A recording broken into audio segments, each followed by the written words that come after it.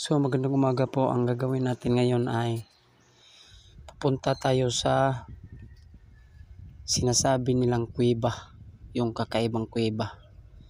Yung kuweba na yon, yun daw nagtatago yung mga Hapon dati nung panahon ng World War II. Hindi ko pa nakita yon, kaya samahan nyo ako, pupuntahan natin.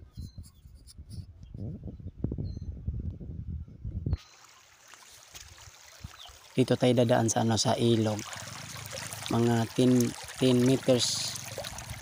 Ay, hindi pala 10 meters. Mga basta malayo.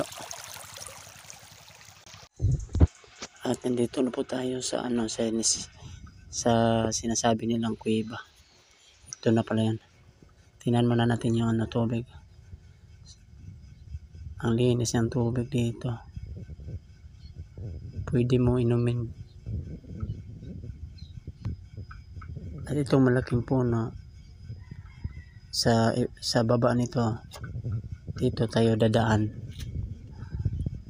Dito po dati nagtatago yung yung mga Hapon. Tingnan natin yung dadaanan. Yan, dyan po tayo dadaan. Dyan po sa loob. Pasukin natin. Ayan, parang nakakatakot. Parang ang daming dito, ang daming sawa. Dyan po yung sinasabing kuweba. At di tayo, parang nakakatakot, di tayo pumasok doon. Baka